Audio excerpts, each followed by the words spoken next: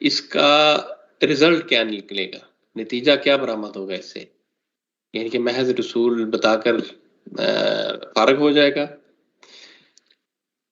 تو اس کا وہ نتیجہ بھی نکلنا چاہیے نا. یہ ساری ایکسرسائز کا، رسولوں کو اٹھانے کا یا رسول کو اٹھانے کا، یہاں تو ایک رسول کا ذکر ہو گیا کہ رسول کو اٹھانے کا، یہ ساری تعلیم دینے کا مقصد کیا ہے، یہ صحیح لا حاصل ہے یا اس کا کوئی نتیجہ بھی نکالنا مقصود ہے.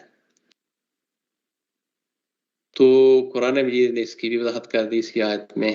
جو نتیجہ ہے وَيُزَكِّيهِمْ، اب معلوم ہو گیا کہ یہ جو تزکیہ نفس ہوگا وہ کس چیز سے ہوگا، یعنی رسول یہ کام کریں گے، ان کے سامنے اللہ تعالیٰ کی آیات تلاوت کر دیں گے اور ان کو قانون اور الحکمہ، اب میں الف لام کے ساتھ استعمال کر رہا ہوں، اس سے مراد خاص حکمہ ہو جائے گی.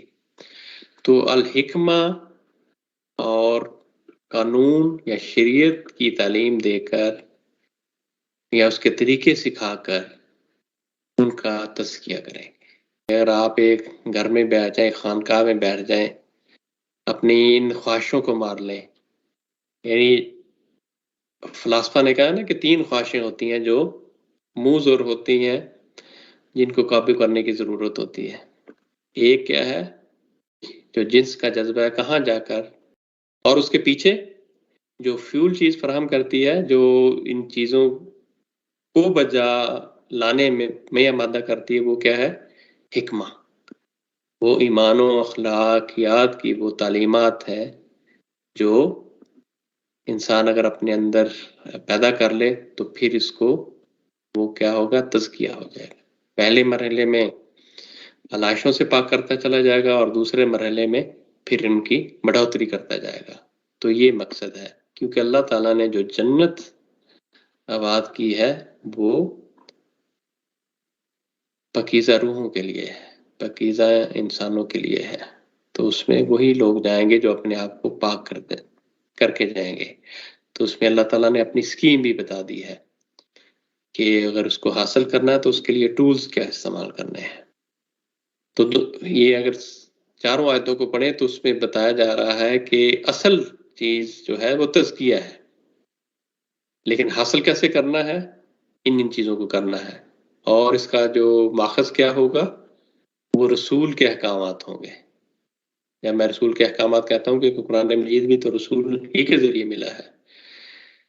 تو اس سے پھر وہ نتیجہ نکلتا ہے کہ اس روئے زمین پر دین کا تنہا ماخذ جناب محمد رسول اللہ صلی اللہ علیہ وسلم کی ذات گرامی ہے. تو اگر کسی نے تزکیہ حاصل کرنا ہے اور دیر پر تزکیہ حاصل کرنا ہے اور اللہ تعالیٰ کو جو پسند ہے تزکیہ حاصل کرنا ہے، تو اس کے لیے جو ٹولز استعمال کرنے چاہیے وہ یہی ہے کہ قرآن مجید ہے، اس کی تلاوت کی جائے، اس کی آیات کی تلاوت کی جائے، اس میں وہ دونوں پہلو ہیں، اور کتاب اور حکمہ شریعت کی پیروی کی جائے، اور جو ایمان و اخلاقیات کی تعلیمات ہیں جو کہ ڈیوائن تعلیمات ہیں، یعنی یا ڈیوائن سورس سے انسپائرڈ تعلیمات ہیں، ان پر عمل کیا جائے تو پھر تزکیہ ہو جائے گا. کیونکہ انسانوں کے ساتھ معاملہ یہ ہے کہ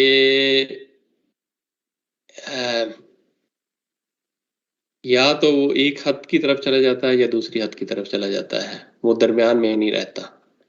تو دیکھیں اللہ تعالیٰ نے یہ کتنا خوبصورت بیلنس بتا دیا ہے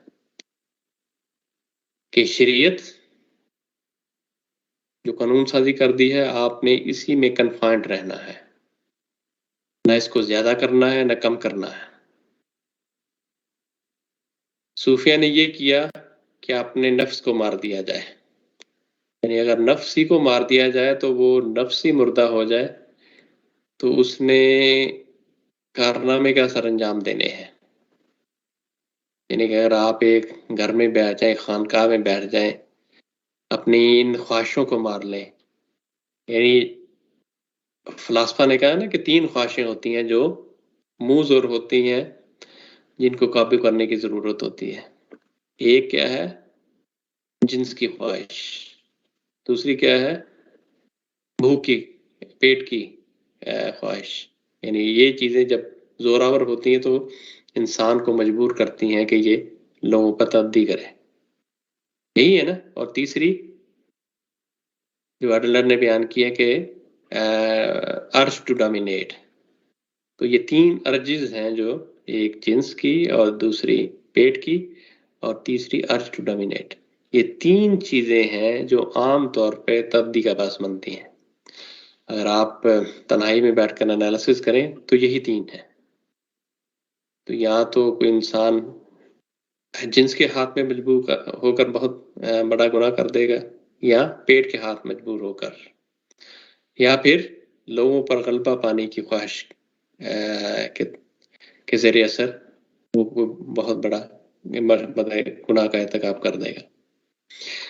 اب دیکھیں یہ جو سپر پاورز ہوتی ہیں ان کے پاس سب کچھ ہوتا ہے، باقی 2 چیزیں ہوتی ہیں ان کے پاس. یہ جو ارج ٹو ڈومینیٹ ہے اس کے زیر اثر یہ دوسری قوموں پر ظلم کرتی ہے. تو جو ظلم وجود میں آتے ہیں وہ انہی 3 محرکات کی وجہ سے آتے ہیں. تو اگر 3 محرکات پر قابو پا لیا جائے تو پھر اللہ تعالیٰ کہتے ہیں کہ اس کے لیے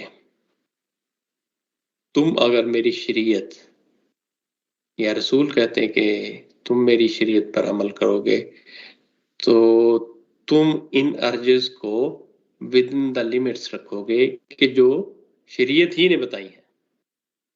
یعنی کتنا کھانا ہے، کون سی چیز کھانی ہے، یہ بھی شریعت طے کر دیتی ہے. آپ نے اپنی جو جنس کا جذبہ ہے کہاں جا کر اس کو بجانا ہے وہ بھی شریعت طے کر دیتی ہے. اس طرح آپ نے یہ جو ارج ٹو ڈومینیٹ ہے اس کو کس حد تک کنٹرول میں رکھنا ہے یہ بھی شریعت طے کر دیتی ہے. اور اس کے پیچھے جو فیول چیز فراہم کرتی ہے، جو ان چیزوں کو بجا لانے میں آمادہ کرتی ہے، وہ کیا ہے؟ حکمہ. وہ ایمان و اخلاقیات کی وہ تعلیمات ہے جو انسان اگر اپنے اندر پیدا کر لے تو پھر اس کو وہ کیا ہوگا؟ تزکیہ ہو جائے گا.